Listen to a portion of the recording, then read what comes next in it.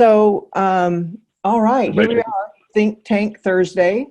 So glad to be here with all of you. I'm honored to be here for Beth today. And so for the third week in a row, we have Mr. Jeff Chatterton, and we're thrilled to have him. Yay, good for you. We've been thrilled to have you the last 2 weeks talking about crisis communication and really leadership and regular communication and so much more. We've gotten so much out of these last 2 weeks with you. Can't wait to see what you want to share with us today. So Jeff, I thank you for being here and take it away, my friend. Thank you. We're having a lot of fun. And like I said, that's the important thing. Yeah, I think we're all just trying to get the fun where we can. Yeah, right? Well, it's been fun, and it's also been learning. And, you know, with Trainertainment, we say fun training, serious results. And I think that's exactly what you've given to us these last 2 weeks. So, you know, I mean, at the end of the day, I just want to, I want to have a Simpsons arcade machine in my background too, right? Yeah, thank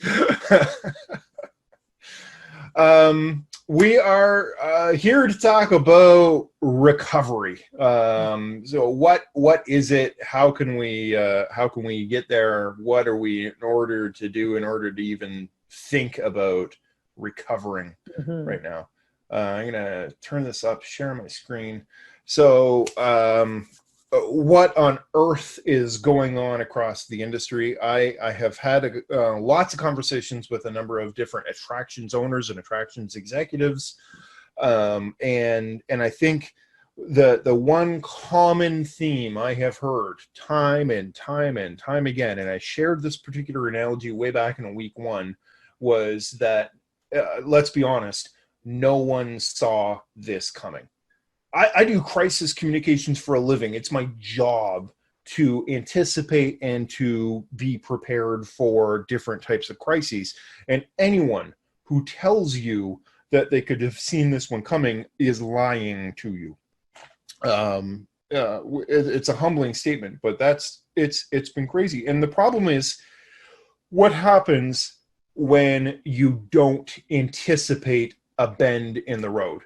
You know, everyone's talking about this race course of life, and when you don't anticipate the corner, bad things happen, right? And I think everyone feels like this particular driver right now.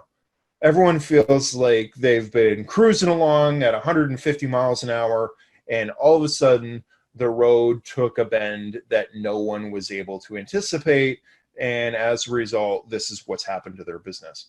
Now, that's scary, and I think everyone feels like this particular guy crawling out of his car right now and looking around and going, what the heck has just happened to me? But I'm here to tell you that there's another way to handle corners in life, corners in general. And anyone who's ever been a race car fan in general knows you don't win races by being faster on the straightaways. You win races by being faster in how you get around a corner. And there are better ways of handling corners. There are better ways to deal with the unexpected hiccups in life. And that's what we're here to talk about. How do you manage to get your vehicle around the corner? So that's what's happened. Everyone is, you know, charging down the road. I bet we all wish it was January 2020. And that, you know, March 2020 never came. But that's not the road. We're dealing with the corners of life that, frankly, no one anticipated coming. So what does recovery look like? So there are a number of different definitions, and I want to spell that out because I think it's important that everyone's using the same language. So we have heard things like a V-shaped recovery, which is a very sharp fall followed by a sharp rise. Will we bounce back? Will we get back to normal? Then there's the U-shaped recovery, which is where the same sharp fall, then we spend this long time at the bottom, followed by a rise. You'd think that's worse, but it's not, because there's other factors that are you know, gonna happen here. There's also the checkmark recovery. Sharp fall, long, slow climb back to the top. But what I think, I hesitate to be the naysayer, the bringer of doom and gloom. What I think is happening, especially in places like Texas and Florida and California right now, is we are beginning to see what I call the sawtooth recovery, which is open, close, build up, hire your people, then you close. You build up again, then you close. It's exhausting. So whether it's a checkmark recovery, whether it's a sawtooth recovery, it's what I think is really critically important to remember is that we are just beginning. We will not instantly, the V-shaped recovery, I think everyone acknowledges that's not going to happen. We're not going to be where we were in February 2020. We may not get to those numbers for a long time. And I wish I could tell you that it would be different. For some attractions, they'll be in better shape than they were in February 2020. Others are going to go bankrupt. That's a sad statement. I believe it to be a true statement. So what are we going to do in order to make sure that you're one of the better ones and not one of the bankrupt ones? So that long, slow climb has a lot of perils in it. People think, okay, it's a long, slow climb. It looks like an angle. It looks like a straight up line. It's not. Anyone who's an entrepreneur, anyone who's a business owner knows that success isn't a straight line. There's a lot of ups and downs. There's a lot of hiccups. And I think we're seeing a lot of those hiccups right now. No one anticipated record coronavirus numbers in Florida and in Texas and in California.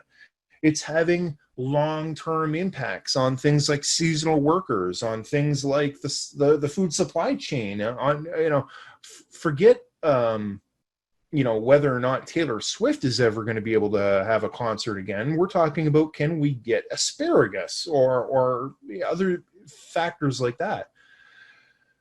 It's a whole new world where, if you had said to anyone back in January, hey, within 6 months, I'm going to, kind of be a de facto expert on the 5 different types of face masks and face coverings that every single one of our customers are going to need to wear when they walk into our facility, they'd have looked at you like you were nuts.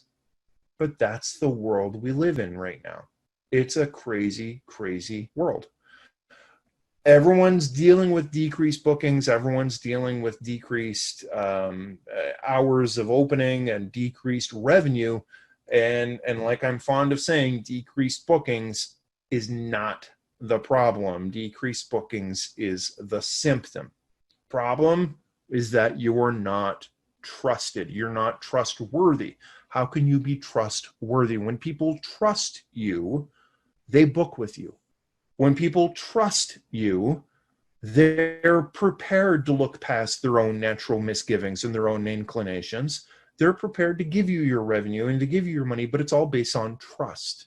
And it's a simple equation. Most attractions have never had to play defense. Awesome at promotion, awesome at different email marketing campaigns, awesome at different buy one get one free, bundled food promotions, souvenir cups, all that kind of stuff. But you're not used to playing defense. And that's fine. You just haven't had to do it before. You don't have a proactive stakeholder management process. You just don't have the right process in place. So here's how we're going to do this. We're going to spend 10 minutes or so walking you through the exact process that I give my clients when they're dealing with a recovery situation. This is stuff that normally I would never give away for free. This is stuff that, quite frankly, my consulting rate is $5,000 a day. When I come into a particular operation or a clientele who has been dealing with a crisis and they need help to get back on their feet. So So, I'm so going to let me walk it. just let me just interject for just 1 second. I really hear you, but the thing that's so important to me is we're getting this knowledge, but I bet many of us cannot implement it.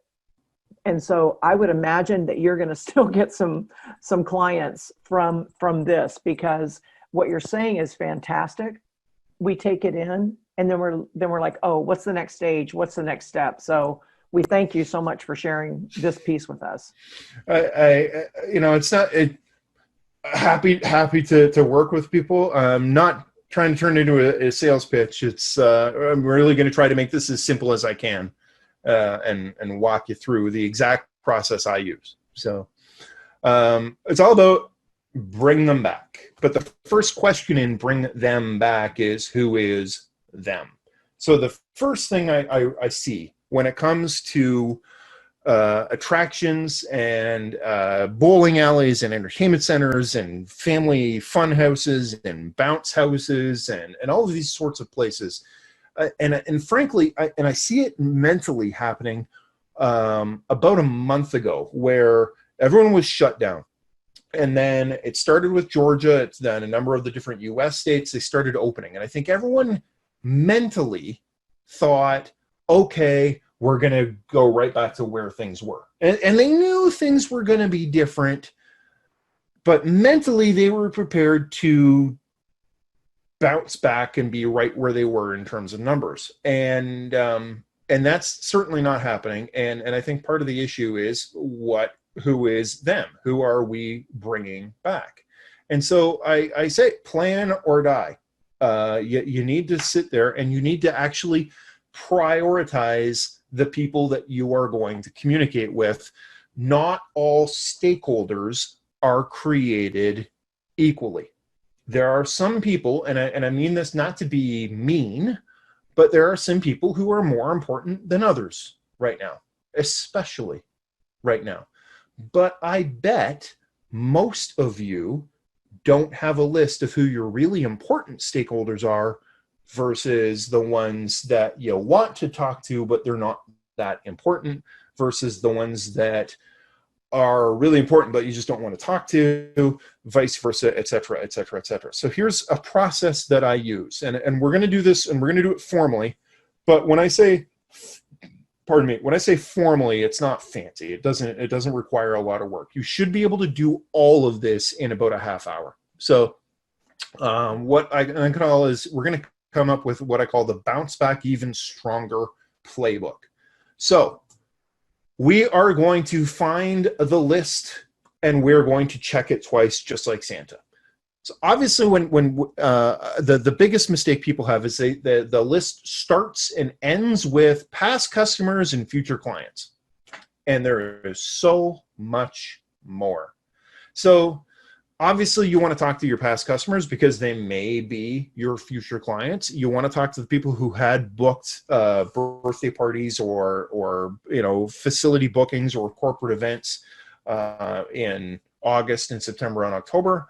But there's a whole lot of other folks that are out there, and quite frankly, we talked about this in week one. I want you to choose to ignore certain people. I don't want you unintentionally ignoring certain groups and certain associations. If there are different cultural groups, for example, it's not an attractions example, but I did a lot of work with a number of the different tourism regions in East and Southern Africa after the Ebola crisis. Trust me, if you thought coronavirus was bad, it's nothing compared to the Ebola virus that was ravaging tourism in South and Eastern Africa back in 2014. The Ethiopians had huge success reaching out to the Coptic Christian community, come back to the birth of Coptic Christianity. And it worked. It worked for them. This is the time to reach out to your competitors. It's your community partners, the school boards, the boards of education, the Kids Ability, the different charities that work with developmentally disabled children, for example. This is that time to find and foster those relationships, not as a sales call, as a relationship exercise. Figure it out and just write them down. Just write them down. Your own employees, your regulators, whether it's the TSA or whoever inspects your rides or your facilities, your own neighbors, city councilors. If you don't have a working relationship with your mayor and your city councilor, you should. Community leaders, influencers, your own suppliers, the big catch-all at the end, people you've missed. I want you to spend half an hour and just brain dump. If you have a whiteboard in your office, put everyone up there and encourage your own employees, your senior managers. If they think of someone to write, just write it on the board. That's all you got to do. Just put it on the board. You don't have to do anything with it yet. Just put them all on the board. Now, we're going to build the playbook here. We're going to figure out exactly who we need to talk to and how we need to do it in order to make sure that you are working smartly with the very limited resources right now. I'm telling you, it's a half hour of investment in your time. I know it sounds like I'm assigning you homework. Trust me when I say that it sounds convoluted and it's worth every minute that you're going to do on this. So you're going to take that list that's on your whiteboard, that list that's in your brain. Maybe as you go, all you need to do is write it down in an Excel spreadsheet. That's all you got to do, right? So here's an example. We've got, ABC Amusements. And what I've done is, I'm going to back this up, is I've listed everyone on a scale of 1 to 10 in terms of how important they are to me. Now, what's important here is that if I have 150 names, and which should be about what you would expect. You're going to have a big long list. If you have less than 100, you're not doing it exhaustively enough. But it's not going to take you that long to write down 150 names. So write down those 150 names. I've got a question for you. Yeah, absolutely. How do you define important? Because I really like them, or they're big names in the community, or how do you define important? Yeah, I'll give you my favorite consultant answer. You're just not going to like it. Okay. That depends. That's my favorite consultant answer. Yeah. For some, it's okay. Well, if it's the governor's office and they can close you down because they're going to create a statewide travel ban, that would be really important. That's important. Gotcha. If it's your favorite supplier of souvenir cups, they're important, but they're probably not as important because even if you don't like them as much, there's another supplier of souvenir cups out there, right? Gotcha. So everyone has different rules that they follow. Okay. And by the way, this is completely fictional data. These are completely fictional names and fictional standards. What I think is important here is that if there are 150 names, I'm gonna come up with whatever reason in my head, I'm gonna come up with a score from 1 to 10. But here's the key. If there are 150 names and there are 10 scorers, that's 15 10s, 15 9s, 15 8s, and all the way down. This is important because you have to prioritize. Now, don't spend a lot of time on this. You should fairly quickly and fairly easily be able to go, okay, well, these are my most important 15. Okay, those are a 10, 10, 10, 10, 10. These are my least important 15. 1, 1, 1, 1, 1, 1, 1. You just go, and I don't want you spending a lot of time agonizing about, oh, is this person a 6 or are they a 4? This can be a little bit subjective. It's kind of a brain dump, and you're just going to sit there and go, yeah, boom, boom, boom, boom, and you're going to come up with a number. Now, this number is important. I'm going to show you why. Because now we've got everyone who's important, but that's not who we want to communicate with. Now, we're going to come up with a second level. And again, we're going to hide the first column. And I'm not going to do it here just because it's easier to follow. We're going to hide the first column, pretend that first column doesn't even exist. And now we're going to come up with how much do they like, or not like, but how much do they trust us? So we're going to give everyone out there a score from 1 to 10 in terms of how much they trust us. Not how much I trust them, how much they trust us.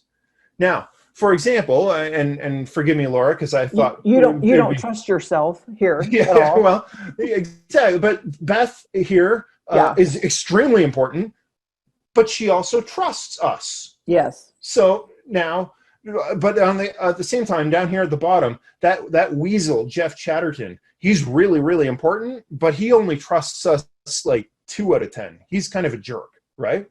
Now.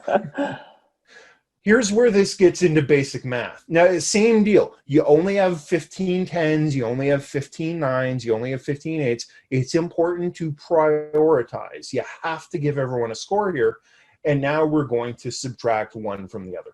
So based on those simple numbers, we can see that ABC Amusements, they trust us to like a 9, but really they're only important to a 4. They're a -5 right now in terms of people we need to communicate with.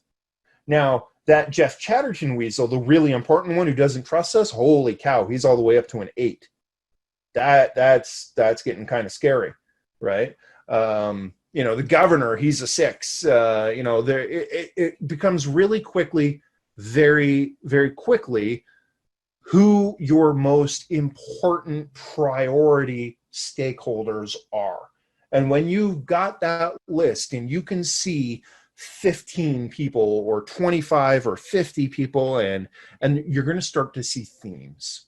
You're going to realize, I have a problem dealing with third-party associations, or I have a problem with my own suppliers, or I have a problem with my own employees, or whatever. And you're going to know, hey, they're going to be asking me about paycheck protection. They're going to be asking me about what's going on in terms of decreased hours or whatever else is going on out there. So this gives you, from beginning to end, you should be able to do this entire exercise in less than an hour. I really don't want it to be onerous for you. Basically, you just need to come up with a prioritized list, because I can promise you, every single person who's watching this webinar right now hasn't gone through this process, and they don't have a formalized list. They have an idea in their head. I should probably talk to these people. I definitely want to talk to these people. I want to talk to these people. But it's not broken down. They didn't. I can guarantee you, probably none of us have done the trust factor. Yeah. Yeah. And I don't want it to turn it into a lot of homework on people. I don't want to turn it into a thing. But it's really important right now. And what else do we have to do? I mean, there is that. So once we've got that prioritized list of stakeholders, now we're going to go back into some of the stuff we talked about way back in week 1. We're going to forget all about the facts. It's not about facts. We talked about the monster under the bed. We talked about emotions. We're going to answer all of their emotional fears. When they say, hey, do you sanitize the playroom between each visit? What we're not going to say is, yeah, we've adopted hospital-grade sanitation practices. You think you're doing the right thing. You're not. You're answering an emotional-based question with a factual response. Have any of your staff tested positive for COVID-19? You're not going to say, no, everyone here has a clean bill of health, right? Is it safe to travel to the fun center now? Absolutely. The government has lifted the travel restrictions. What you want to do is you want to follow the formula we talked about last week. There's a formula, there's a practice, there's a framework. Absolutely. We've asked ourselves those very same questions. Here's what I can tell you, right? We're going to lead with empathy. Empathy. Now remember, we've got all the other factors here. Are we telling the truth? Yes, absolutely. It's critically important to be telling the truth, but only about 20% of the audience cares about whether or not we are telling the truth. By the way, this is where most men screw up, which is politically incorrect. I recognize that, but I still maintain that it's correct. Most men are like, I'm telling the truth. They know I'm telling the truth. If they don't trust me, they can go pound sand.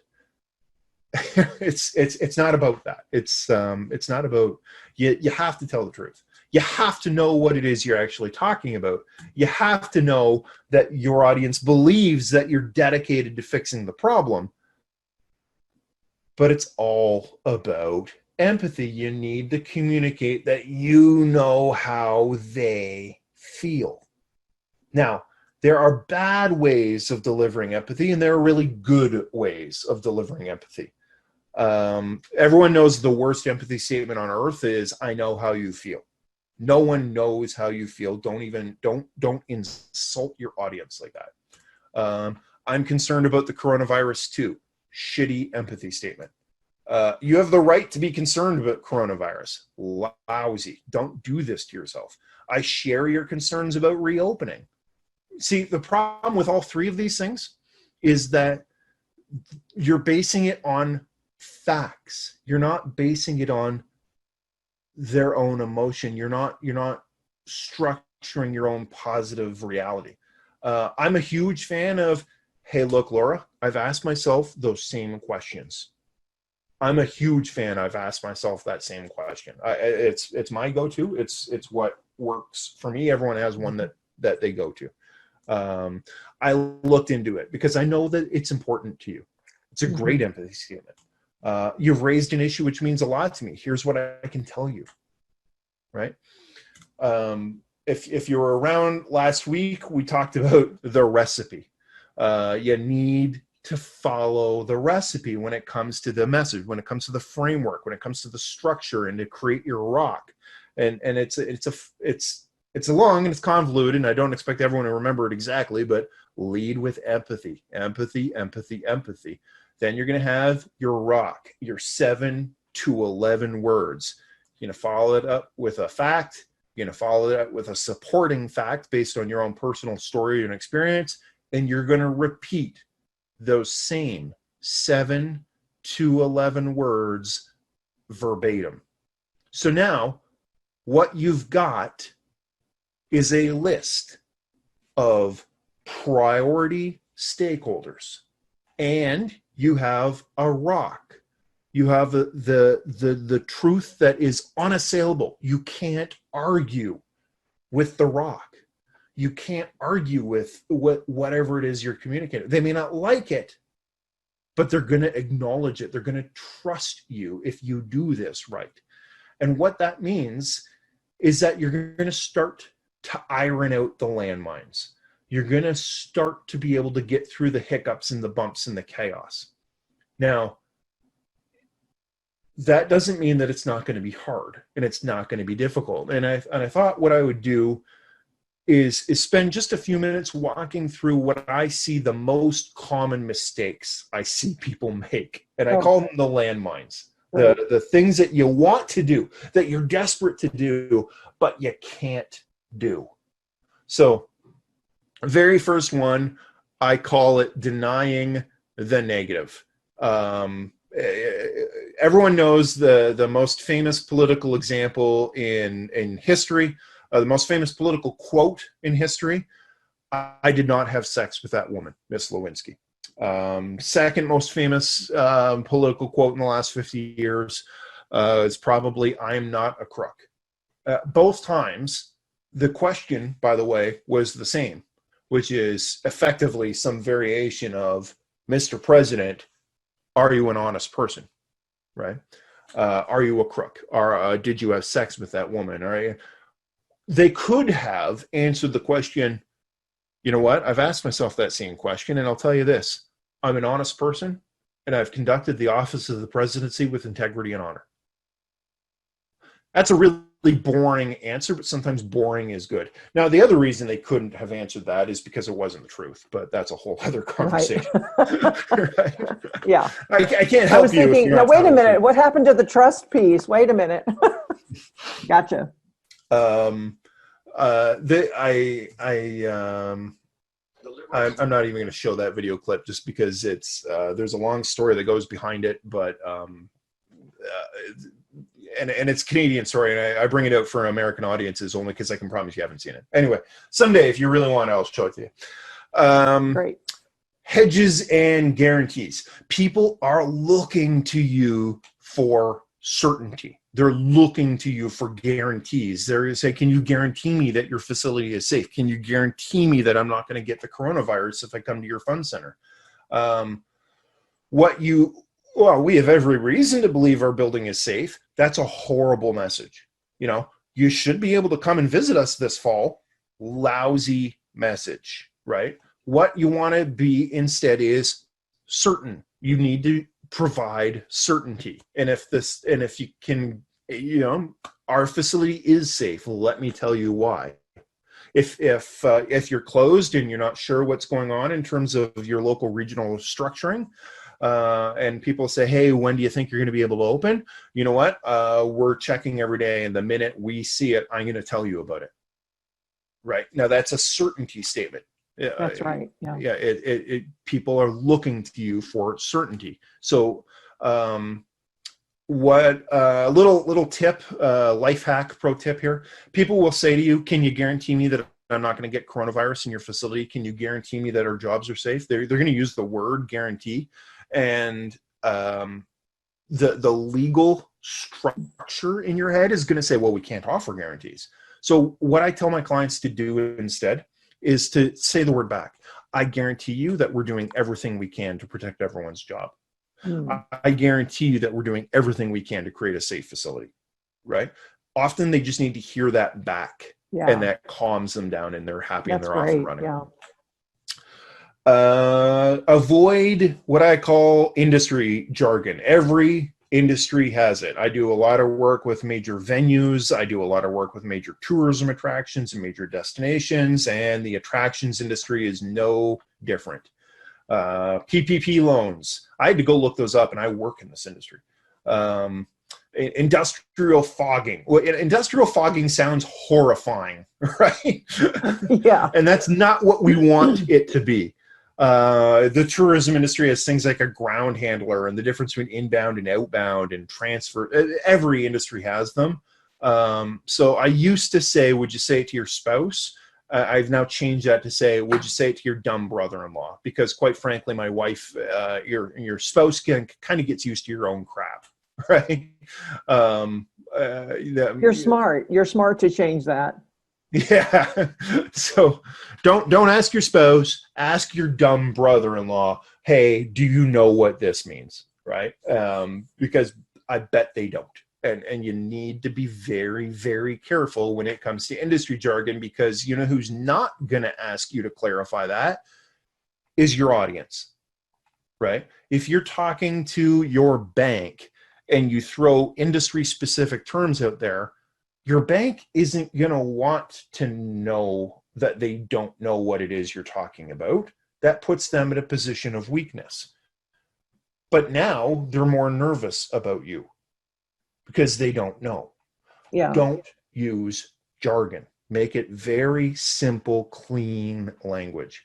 And your customers they won't ask because they don't want to feel stupid. Yeah. But if they have that enough, they'll just quit coming. And they may not even know why, and you may not even know why. Yeah. But it's that subtle wall that you put up with jargon.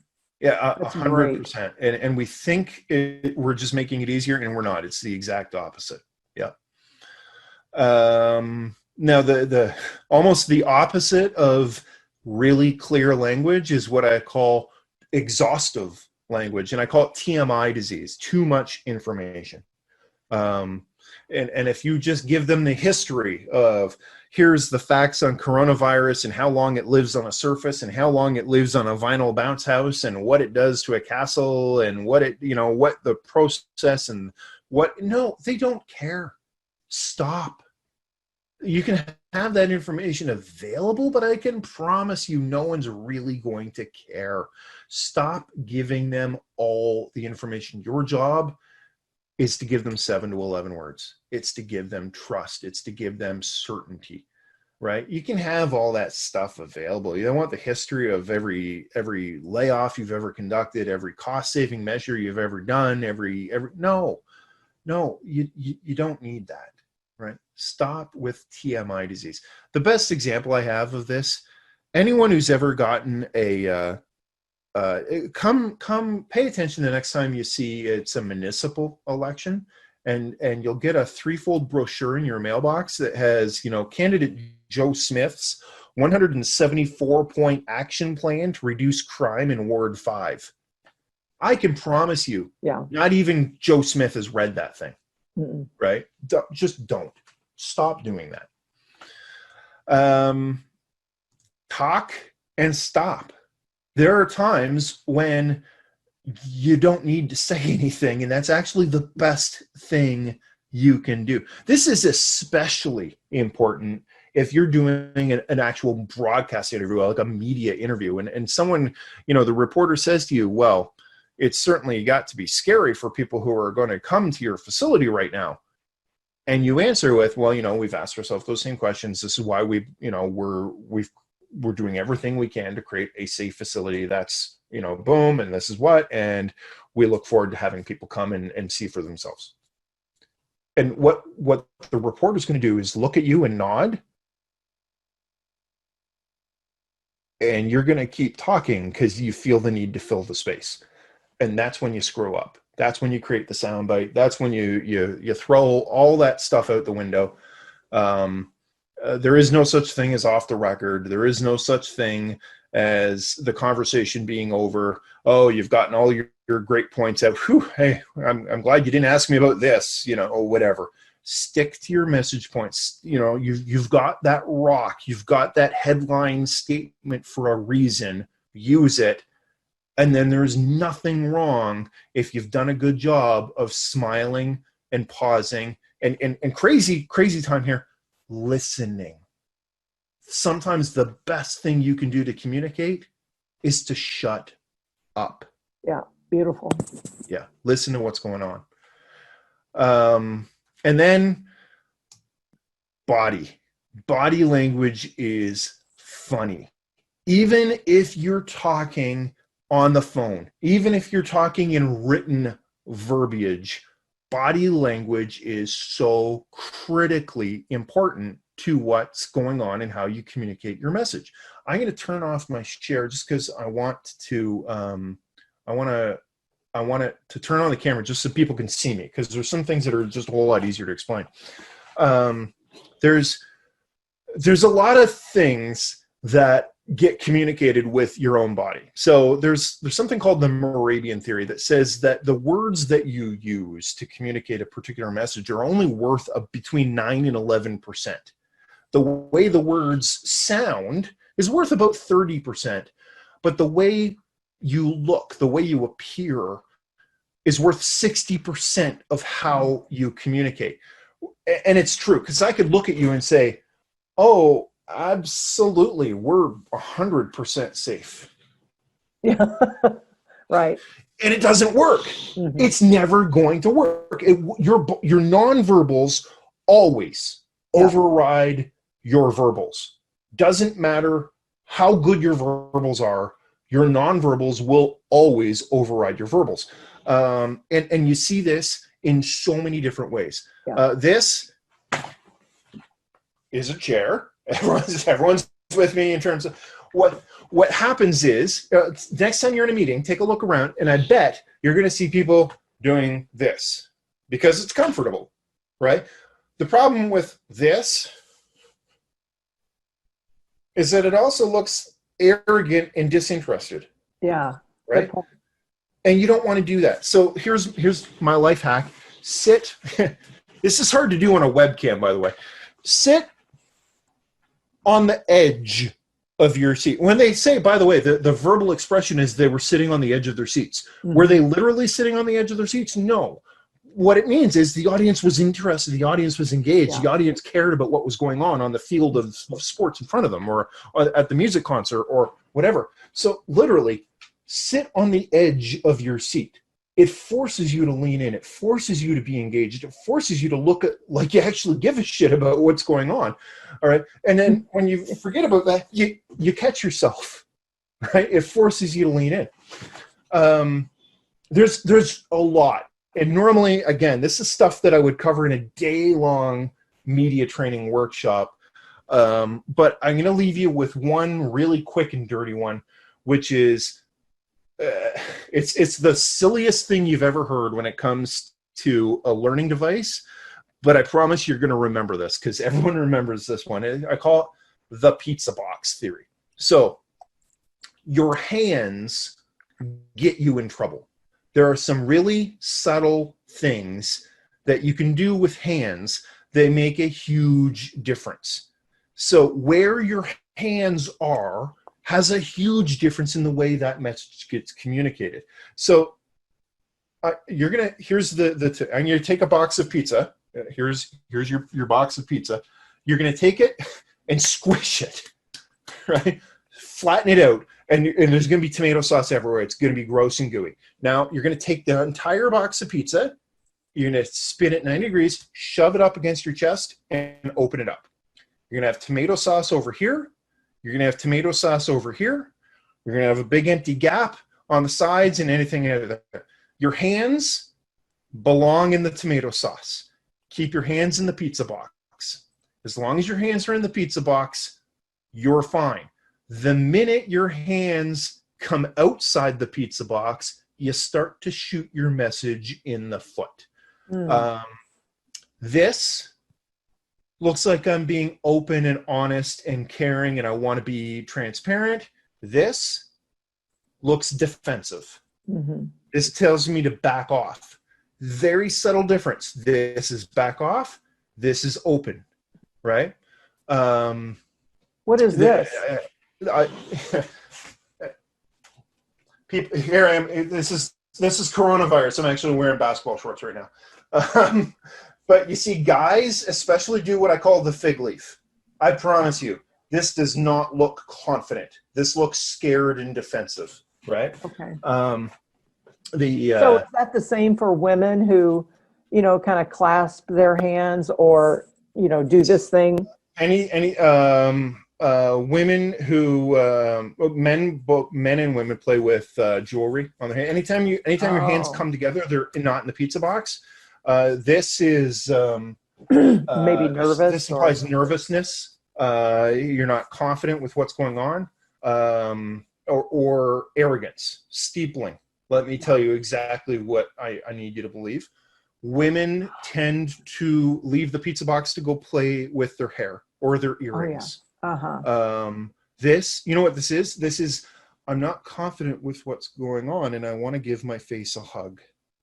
Right? Interesting. It's a grounding exercise. Men play with facial hair. They start to do this.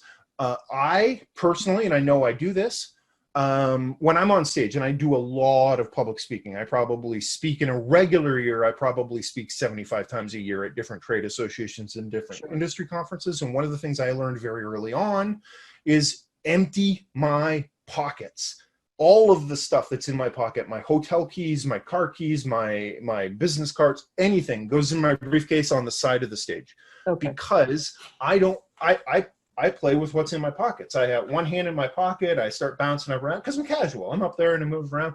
Problem is, no one knows if that's all I'm playing with in there, right? I mean, it's right. It's a bad. It looks sloppy. Yeah. Right. Can I ask you one question that's been driving me crazy for about 6 months? Yeah. When people will start a conversation, and especially on TV, and very often politicians. Look. They start with look. And I always want to go, you look. I mean, it feels arrogant to me. Well, because it is, and they're looking for clarity, right? And it's not their job to force it. Their job is to let the other people look. It's no different than right or or I'm an ummer. I know I'm an ummer. It's one of those things that I have been working with over time. But the other one that I've seen. So some of it might be a habit. Yeah. Some of it might be a habit, but some of it might be that they are arrogant. Yeah, I mean, I like to think the better of people, but let me be clear. Yeah. was the other one. Yeah. Very nice. Yeah. Yeah. Nicely done. Good. So there's a lot you can do just in the way you're I'm 6'4". I know that it's hard for people to look me in the eye when they're 5'3". And so I will try to, if I can, I will sit down with someone if they're having a particularly, I prefer to stand. Standing is a little more personable and approachable. There are things you can, and again, pre-coronavirus, standing too close will even then would screw up your message. Standing too far away looks like you're being standoffish.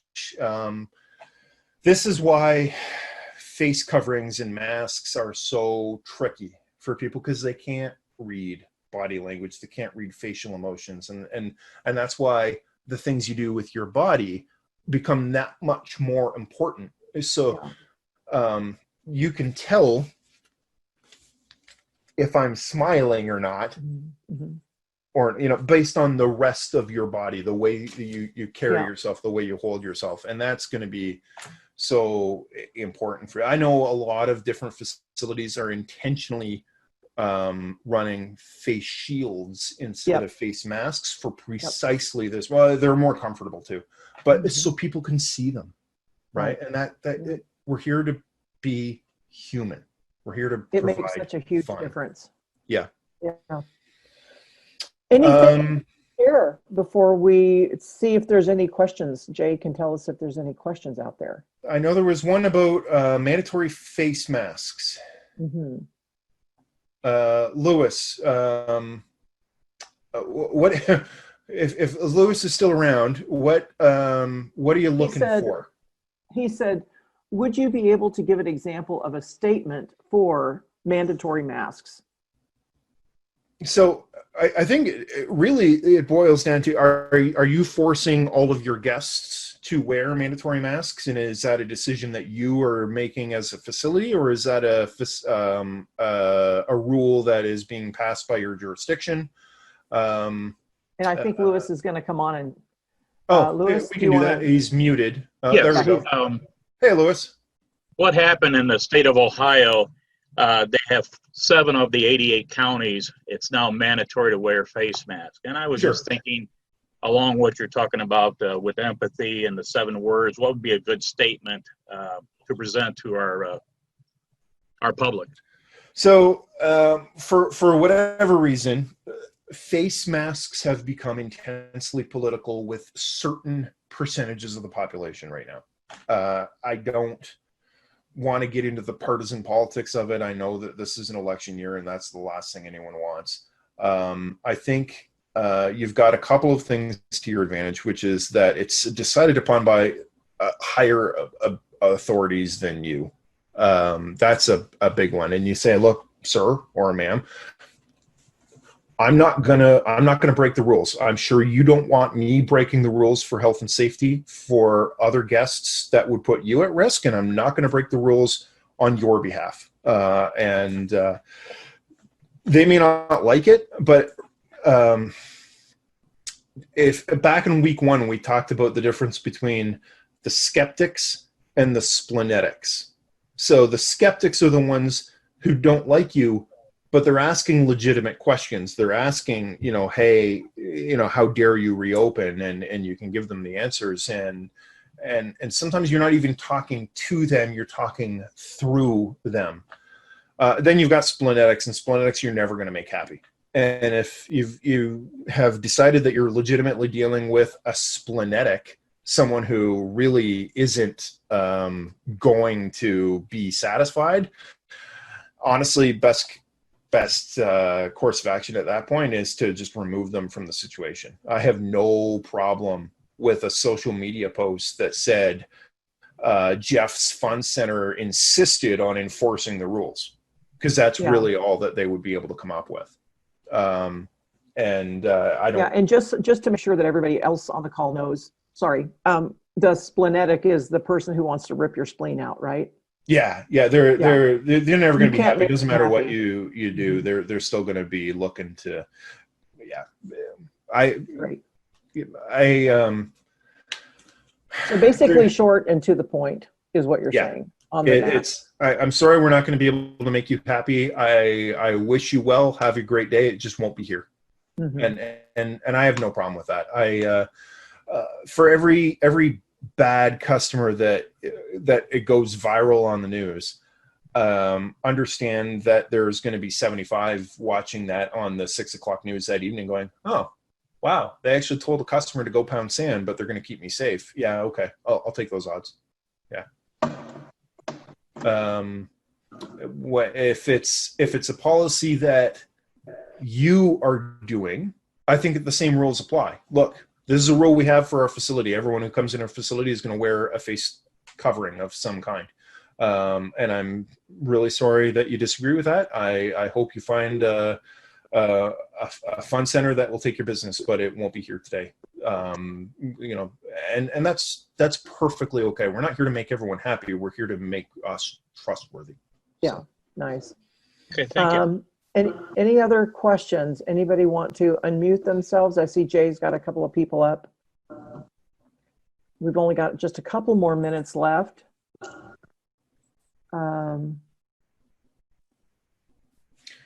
Okay. That's all. We don't have any further questions on the chat, or we have one here that just says, and this was from a bid, to please explain trust variable again. When you were showing your chart between your priority, a score for them, and then your trust score, maybe just quickly. And again, I don't want to get too deep into the weeds on this, but there are some, you kind of have to trust your gut on this as much as we're taking a subjective process and we're objectifying it. We're taking subjective standards and we're going to come up with an objective number. And what we're going to do, and again, don't spend a lot of time overthinking this, but you know instinctively, they probably really trust me. They probably don't really trust me. They're kind of really neutral on me, or anywhere in between. And just bang those numbers out. All that's doing is giving you an idea of who your priority stakeholders are, because I bet there are groups in there that you hadn't thought about, and there are groups in there that are going to surprise you once you start looking at the differences. I hope that makes a little more sense. And the folks who trust you the most, that are on your 10 priority list, are the ones that you want to speak to first. Yeah. Okay. Gotcha. Yeah. Well, no, I want, the ones I want are the ones that are really important. They have a difference between super important, because someone like Laura or Beth at Traintertainment, they may really trust you and they may be really important to you, but that's a neutral. They're fine. They don't need to be dealt with. We don't need to market is the difference. Yeah. Gotcha. Perfect. Yeah. One other quick one, and then we do need to probably hop off. But what if the claim that the person is making about the mask is a medical reason? So I have my completely. I have a thought on that, which is quite simply, if they have a medical condition which is severe enough that they can't wear a mask, then I would argue that they have a medical condition which is severe enough that they can't be entertaining themselves in the facility. I have thought of that so many times. Why are they even there then? For your own safety, sir or ma'am, we're going to have to ask you to leave then. The last thing we want is to put you at risk, and we have made a decision to keep everyone safe, and therefore we recognize that you may not like this, but we will always err on the side of safety. And again, beautiful. They're not going to like it, but it's really hard to argue with that, at least effectively. Yeah. I mean, they may yell and scream on Facebook, but remember, for every person that they yell and scream at on Facebook, as long as your messaging is rock solid, they kind of become your spokesperson. They're the ones who are out there angrily pointing out that Jeff's Fun Center is a really safe facility. That's okay. Yeah. That's okay. Yeah, So- didn't they reach in their pocket and pull out their mask after you said that? So. In a perfect world. So if everybody could please just take a look at the screen. If you would like to have a quick one-to-one with, well, we lost it just now. Oh, I Sorry. lost the screen. But There you go. if you'd like to have a quick one-on-one with Jeff, you know, that would be fantastic. And just go to www.bookwithjeff.com. We'll walk you through it. We'll figure out exactly what you need to do in order to get squared away, and whether it's masks, whether it's anything else that's going on out there. That's what we're here about. So yeah, perfect, good. Well, Jeff, we cannot thank you enough. This has just been a fantastic 3 weeks, and I would encourage anybody watching this post, if you're watching it post the live Facebook on any of them, don't hesitate to ask questions still, because we're glad to come back, and we're watching and monitoring those, and we're glad to come back and help you. I'm going to put my hands in the pizza box. We want to come back and help you and answer those questions for you. So, Jeff, couldn't thank you enough, my friend. That was just fantastic. I had a lot of fun. I guarantee the pizza box is going to stick with you now. Yeah, right? Forever. I mean, I'm like, so. All right, Jay, anything else from your side? Any technology that we need to know, Jay, or are we good? I really hope to be able to meet you all in person in Orlando. See what I did there? I saw that. Yeah. We're good. Right. Thank you for coming. Thank you, everybody. Awesome.